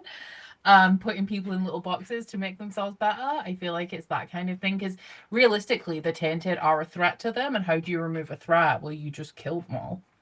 But it's also a situation that they are technically like, this is the same thing that we see a lot of fantasy. People who have some kind of magic are always subjugated in some way, shape, or form, even though they are technically, quote unquote, have more power, so may be seen as superior. And then it always turns into another situation. The people who are subjugated for that always like come out on top in one way, shape, or form, which we kind of already see happening in this story. But it's also just like, if you didn't treat them like shit in the first place, you wouldn't have like provoked this situation. Read, eat, game, repeat. There's definitely going to be a scene where we're in the midst of the battle. We're in the thick of things, and it's not looking good. Think that one scene in Game of Thrones when Jon Snow is facing the whole thing, and Sansa's army comes. It's going to be like that, and something's going to happen, and the Thrall collars are going to break. They're going to fall off. They're going to stop working, and it's going to change the tide of everything because they are immediately going to turn on their comrades. And extract the what is it, a blood debt or whatever from those people who have enslaved them, and it's going to be like complete chaos on the battlefield. Didn't Ulfir create the collars, like the metal? Do you think he's just pretending to be trapped? Oh, To be honest, we did Well, start isn't the the big story with thing- Varg pretending to be trapped, so I wouldn't be this surprised. isn't this part of the way that he died, but also the actual god, the wolf god in Norse mythology? Didn't he die chained to a rock? Are you talking And about he was fucking? chained by Thor, right? Was it Thor? Are Loki? you talking about Loki's son or Loki? I sort of Loki had a son who was a fucking wolf because he I thought was it in was a the wolf wolf form when he god fucked that gets someone. like chained to a rock, and I'm pretty Fucking sure that the I'm not gonna say I was about Fenrir? to say Fenrir or Fafnir, but I'm not. I do not want to fuck this up. I only It's know Fenrir. about Fenrir, but I don't know if he's a god. Is No, he that's Loki's Fenrir. son? I'm pretty sure that he's Fenrir. a wolf and he's tied to a rock at some point, and I'm pretty sure that's where he dies. No, Fenrir? Yeah, Is a Fenrir was monster chained. wolf. And Son I'm of pretty sure Loki. that Ulfrir was also chained, right? That's how he died, which would be really ironic if he was the one who created the chains. He was prophesied to kill God Odin. And that's no, Fenrir why- was the son of Loki. I wasn't making shit up. The I do son know of my shit. Loki. Okay. Because Loki could change forms, so he became a wolf once, and he And Loki's the son of Loki the son of Odin? Yeah. And the wolf was prophesied to kill Odin, but so they chained him, but then he breaks out during Ragnarok. Oh, and so he doesn't kills die. Odin. Right, so. So Okay. The thing is, it's like Loki's not actually the son of Odin. He was a Jotun, so he wasn't like pure from the same realm. and Yeah, that's kind of why it's like, Marvel. as opposed to Okay. Thor, who was actually son of Odin. We have clarification in the comments. The collar, he didn't create the collar. The collar was made for him. And the collars that everyone else is wearing are pieces of his original collar. Right. Okay. Makes sense. Break those chains, Daenerys Targaryen. Woo! See, isn't it so nice having the comments on the screen? Yeah, maybe. Okay, unhinged question. If you had to hook up with one of the god animals, which would it be? Oh, If I As was the the animals. Wait, what? What was the question? She you specified heard the question. as I'm just animals. hoping I said something different. What did you say? If you Well, we had to know hook up Zaph's interested in the with one of the snake. We've gods already heard animals, that. like one of them in their beast form, who would it be? If I had to Ulfrir. fight them. Ulfir. No, I'm not- fuck them. it's not even a question. Oh, okay. So I did get the question right. Yes, I told you. You heard me. You just thought I said. Hope I said something different. Okay. Oh. In the human form or No. okay, I'm sorry. Lick Rafa 100%. Or Lick Yeah. Reaper, whatever. And like, I don't know. Like serpent dude is just very interesting to me. I'm curious about their snake. You're curious about their snake. I'm curious about the snake. I mean, the Okay. snake would be long and wiggly, so. True. Next. They are huge in beast form. They're also in beast form, and I don't do monster romance. You have to I pick one. don't Okay, you either. have to. I would have to go do it Ulfrir all because he for seems her. like he has like when he's in his human form, he has like commanding daddy vibes. So I'd like to I'd like to think that, like, you know, we're getting it on in this human form, and it just kind of like it just shifts, you know, like mid, and there's nothing we can do about that. Then, you know, you just gotta commit to the bit. To be honest, I don't think we have enough lesbian dragons. So I do think True. really, really good. The only thing that like worries me about her is that she had all of that pus, but I think it's clearing up. Thinking We that She's on a she did regimen, mention- okay? work through it, okay? Like we shouldn't be she's judgmental. scarred now, but they said like all of her infection is looking a little better, so that's good news for you. None of them were great upon initial resurrection. They were in a little bit of a rough shape, all of them. Yeah. I mean, poor Anna, she never got a moment. Yeah. True. Sandra. I can take the snake. Okay. So we've got a snake, a dragon. And snake. A wolf. I'm wolf. Wolfie. I think I'm going for the rat. To be honest, they did say, okay, so here's the thing. They said he was fine in human form. They said he was handsome. Even in a situation where like he's meant to be antagonistic to someone, the fact that it was still like, oh, he was fine. Though I can't an actual physical rat. My thing is, right? My rat has something that none of y'all's got, and he's alive. Okay? This whole time. So clearly he's gonna survive the next God War too. But he's a rat, and the reason that he survived is because he was supposed to go to war with his sister, and he said, "No, I'm not doing that. Which I'm just I gonna hide out over respect. here." I do. So like, yeah. At the end of the day, the strategy worked. Does anyone in the chat have anything they want us to cover about this book? That's not about what we just said. Yeah. There was actually a comment from before where, because Zaf was saying like, oh, what happened to the other gods? Maybe they were just destroyed. One of the comments was saying like, maybe they're just in their human form hanging around. That's a really Yeah. good point. Maybe that's even what's happening down south. Like, I'm just so Mm. curious as to like, because we've barely heard anything from them, and you would think that there's bigger consequences. No Oh, one's you on the know ball. what? You know what Absolutely could bloody not. make me? You know what could make me change my mind about the wolf? Bear? If I the feel bear like- comes back. Yeah. I see it. We're I'm not always really so bad. surprised right now. Me and Red Vish are always shade. fighting over the same man. No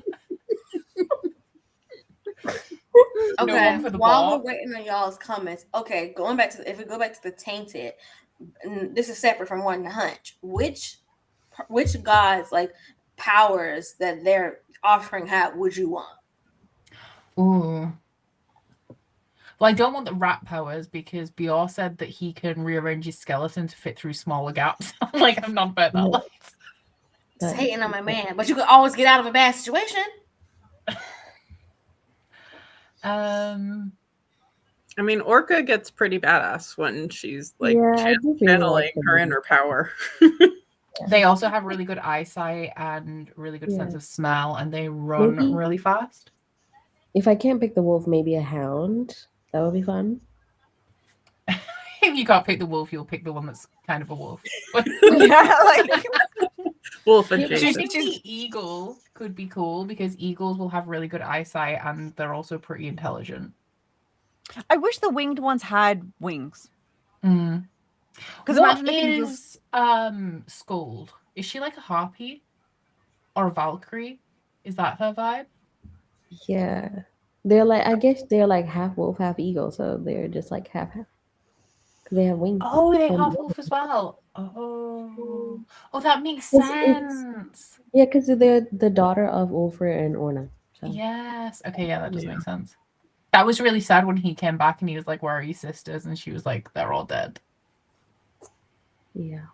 I wonder if I guess I was gonna say I wonder if the resurrection works for like them because they're immortal even though they're not gods.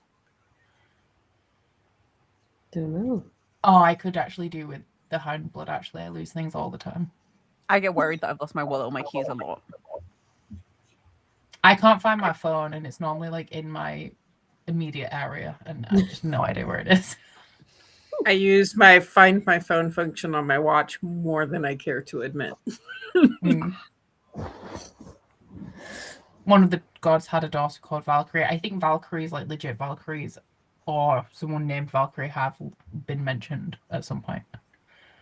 Yeah, Rada just skinned her alive and made a book out of her. So. Yes. Yeah, he did.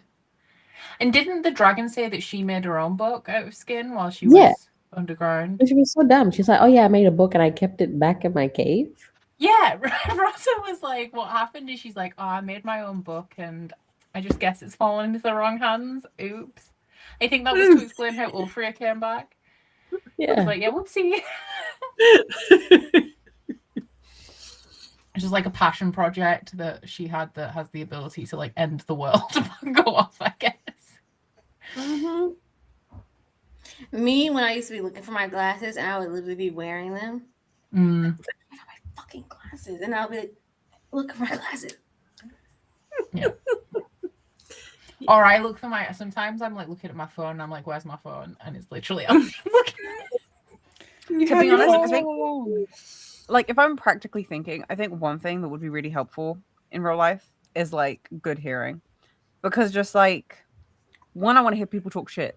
Two, it's just like no one will know what you know, because you know what you know, but no one else knows. I would definitely be a berserker. Yeah. And it would be so fun because people would be very wary of trying me and sending me into a fucking blind rage. Okay.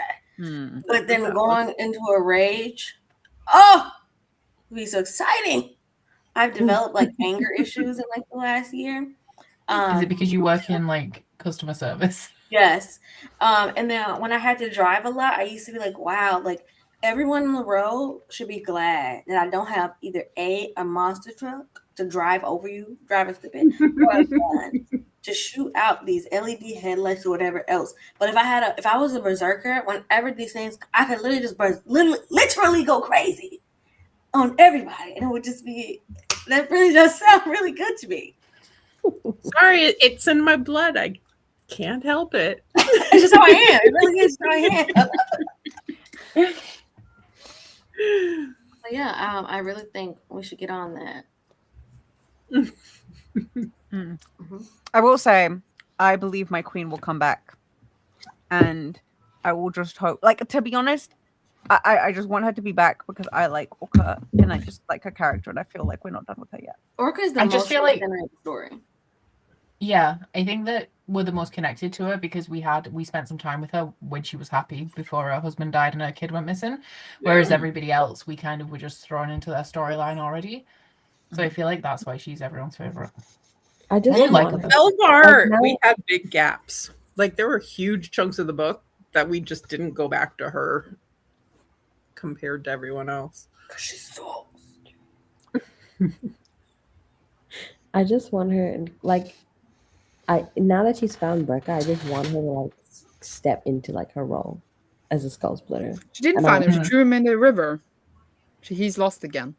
Yeah, but I mean, like, Yeah, 'cause but, like, she's he's not dead with the right now, enemy. so we think. But yeah, The only thing that concerns me that she might actually be dead. I don't think she is because it's like for a main character, it's a pretty shitty death and that it's not emotive. Like there was nothing that came after that like makes you really emotional.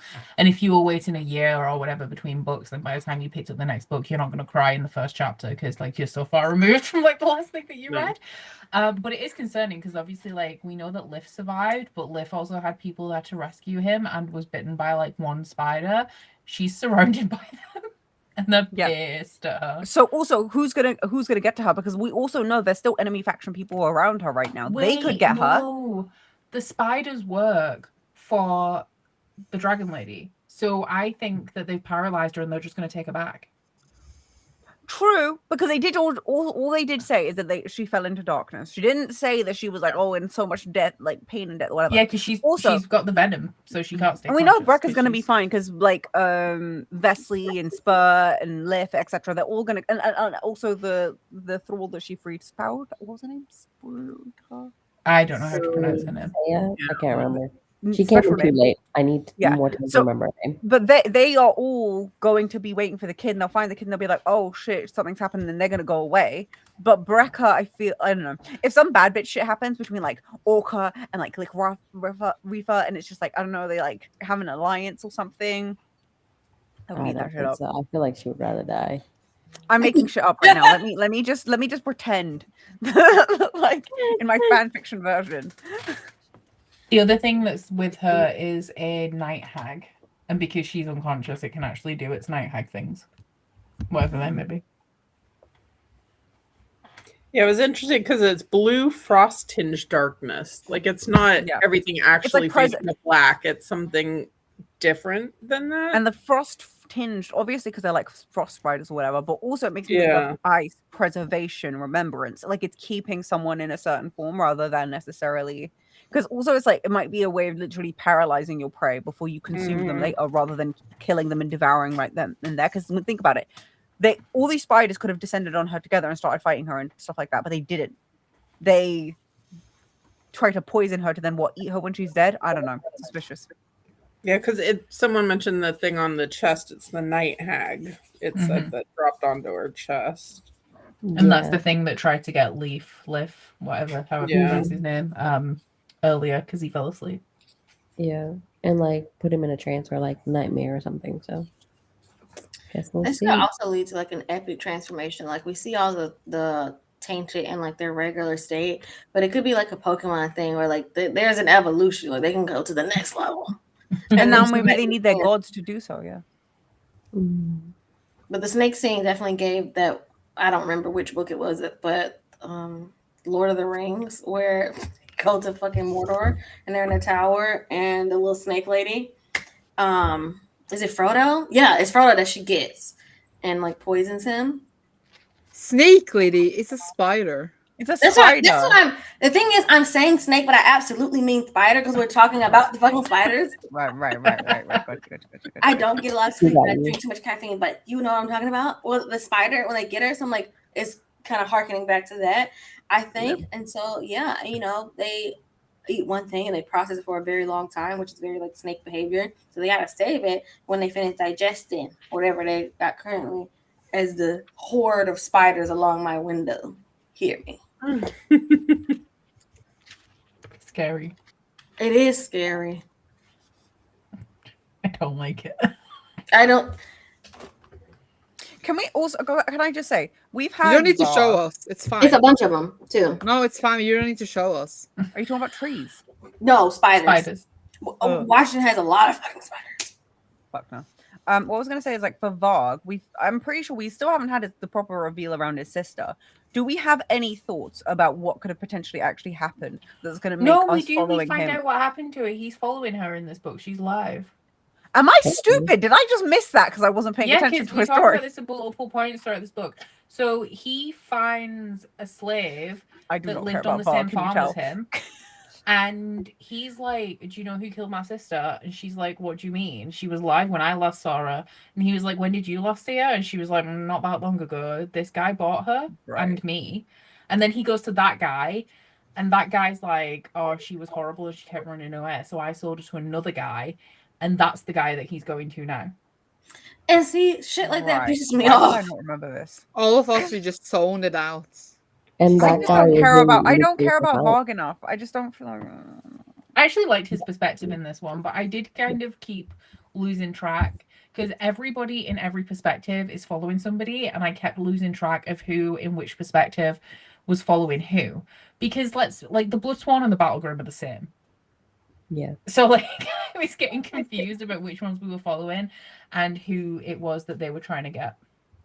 Yeah, didn't Varg just think she was dead because he felt it or something? Yeah, Yeah, because he said he's he could feel tainted it. and she's tainted, so he can feel her Yeah. because they're twins, I think. Well, can't feel apparently her the anymore? feeling was wrong. Like I don't know, putting on a fucking thrall collar might turn off that feeling. I don't know, but that's frustrating because let's say 600 pages I've spent following your revenge journey of all of this shitty situation you put yourself in to avenge your sister or whatever, and she wasn't dead to begin with. It's interesting as well because we established, because I remember in the last live show we were talking a lot about how Varg he couldn't feel his sister, and we had this big discussion about why that was and like if she could possibly be alive, but it was never addressed again in this book, the feeling thing. Like when he found out she was alive, he never thought like, well, why can't I feel her then? Like that was never brought up again. True. I think she's probably dead. Maybe. I That's think even more annoying. I think that stuff with the older tainted, I don't know if that's anything to do with his sister, because I feel like that was longer ago, because I feel like it takes a while to capture a lot of people and then try and do the thing and then figure out the thing isn't working, because they have to go up to, is it Oscarstrath, every time they want to try out this thing or whatever, and then come back and then get all the kids and then go back again. Like, that's going to take a long time to do that. Yeah. The guy's looking for Bjorn now. Yeah, because the guy is with Bior. Are they I gonna love meet all and the have a middle? crossovers. Like all the characters meeting each other and crossing over. That was my favorite part of this whole book. Mm. That was I just liked the fun. moments that we had between Elvar and Orca. Mm, And I'm kind of sad that they split off again. yeah. Mhm. I love But how they did like say that she's they're gonna just see sitting them again. there and they're talking about the skull splitter and she's just like right there. Mm. That was It's like, fun. did they say something like, who do you think you are, the school splitter? But they're talking to Yeah. the other girl that's with her. Yeah. And like, she keeps laughing because Orca's like right there. You would laugh Yeah, too. that's Like, it's like, what can you do but laugh? Mhm. Okay, do we have Do we think anything everyone's else? gonna come together anyway again? Because I feel like if things gonna happen with this guy, everyone's gonna end up on different maybe parts of him and convene at Ooh. some point. Think about it. You know what I'm saying? Because the entire world's gonna rumble. Literally. But I just hope like I just me hope it when I doesn't meet do a this. snake. I just hope they don't do this shit where it's only like at this point Snake Boy comes back and now everyone's rushing to convene. Like, do it earlier Mhm. so I see this payoff of everyone rushing to get to the same place to deal with him or whatever. the Well, fuck we've they're gonna already established that Elvar has taken control. She killed her father and she killed her brother. So she's now the Jarl of the city that's in the head. So she is now in position to resurrect him. do. Does she have a crush, or is this kind of like this like envy hero worship in the way that Orca is kind of the things that she wants to be? Where because she started out with like chasing this battle fame, whatever, and Orca has kind of never had to chase any battle fame. She's always been that girl, and even now, like her name, the myth of her is very like big in this world, and so Elvar, as a young person, is coming into this power. She's doing this. She's trying to set herself up, like in the beginning, she was trying to separate herself from her family, like her father, and she's trying to become someone, trying to develop this name, even with the things that she has done with the brother and the father and all that other stuff. Where it's like, this is a woman, she's done all that, she's past that, she left that behind and is coming back, and it's like, I want to be her, not to be with her. Mhm. But I mean, they could scissor. I doubt it, but they could. We do have, actually, I don't know if we have any queer relationships in the Banished Lands at all, but there is mention of one in here. Because what somebody says that somebody's hot, and then somebody else says she only sleeps with women.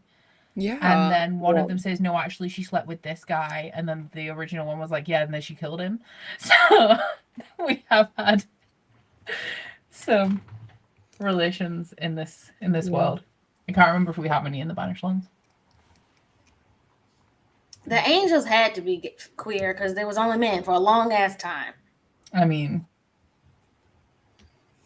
and we all know the Horny. Hmm. Very. Azeroth definitely had a hard on for Michael and the god that never came back, for sure.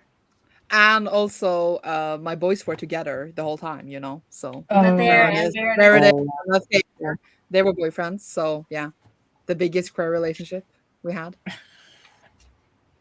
Just say It's hard to know whether you want to be someone or be with them. True.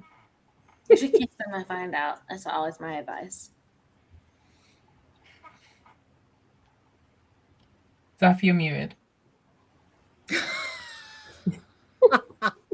So dumb. No, I was just saying that if Orca's going to be with anyone, I just don't want her to be with someone who's mid. And I feel like Elva's mid, even though she's going on this whole journey. Like, no, like I do feel the sentimentality.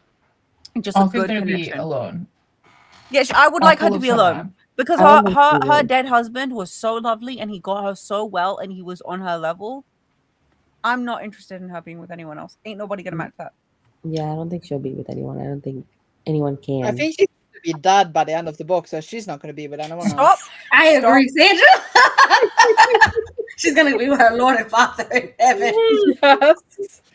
She's going to be with her husband in the grave. So then she's with someone, I guess.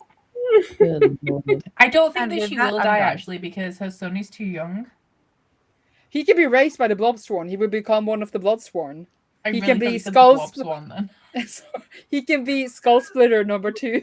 Elvar will adopt him and like look after him Junior as like, Skulls. you know, for his mother.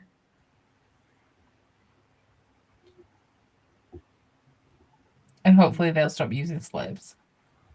I think that's the most important thing right now. We just changed Yeah. the entire perspective. Well, they won't have a choice because the collars are going to stop working. No, so that's break their chains, break the wheel. Just do that. Are all Breaker of the of chains. thralls tainted? I think The thing Yeah. was, mostly Varg didn't realize he was a tainted Tainted. though. Because Var's Wait, an idiot. Because No, but all of the- them were tainted. And that was the only reason they also accepted him along because they No, I- also knew that he was tainted. Because No, I know, I get that, but I'm saying in the beginning he had that fake chain and stuff like that and a way to unwind it. But then it's like, why would he have had that in the first place if he knew? You know what I mean? Oh, so I Yeah, understand what you're saying. He was a thrall, so he should have known that he was tainted if only tainted are thralled. Yes. Right. Like Wheel of Time. Yeah. But maybe people are she- scummy, and if they could make profit off of putting someone who's not a thrall or who's not a tainted Yeah. into a chain and being able to sell them, I could see that Yeah. no quote unquote normal people would have made it nothing into a about bad Var position too.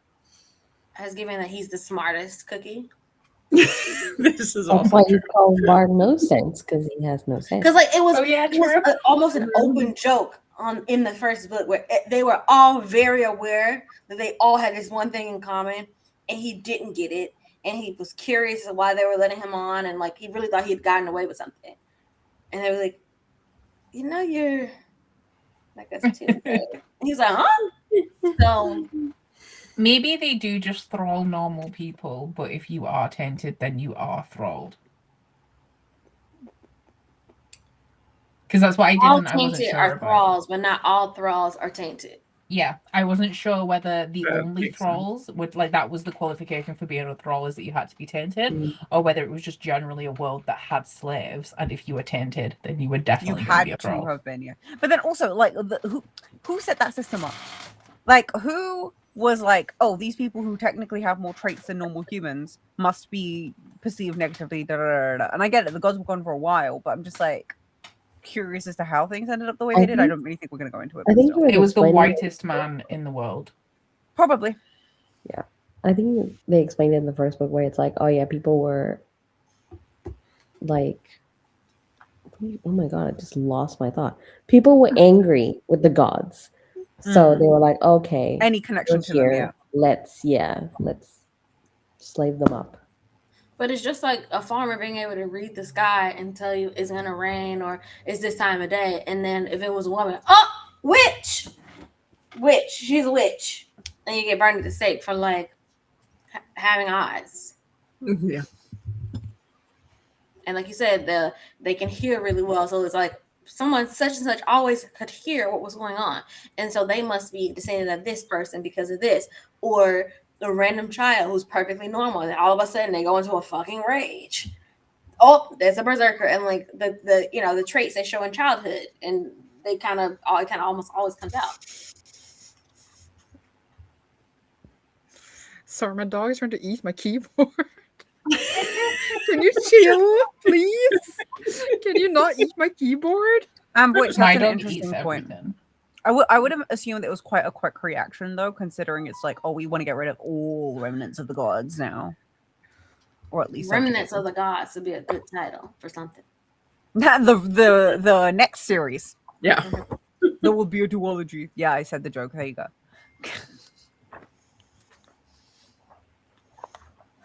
Okay, is that about it for this one? Mm. We will be back in July. What's the date? Who normally does July. the date? Is Sandra and Deborah in charge of that normally? Why? It's probably I don't- the 12th of July. Yeah, usually it's the second. Yeah, Let we me got just our check. 'Cause independence from you guys, even though you're poor. Hashtag 51st state. Yeah, I have the 12th from the original announcement on my calendar. Let me look. Has to be Okay, I am 12. home on the 12th. I'm going to London, but I'm back on the 11th. So yeah, we can do the 12th. Why are you going to London? Oh, you don't need. I'm going to see My Chemical Romance at Wembley. Oh, Which stadium or place? Wembley. Ooh. I'm sure it's yeah, it is Wembley. amazing. Although I do hate Wembley because I hate trying to get on the tube afterwards. No, because it's like it's not even like in Central, so it's even more of a mission because you have to go from Wembley to Central to then get back to where you live. Mm-hmm. All right. Well, this is excellent. Bye, y'all. See you in July. Check out Becca's Bye. channel.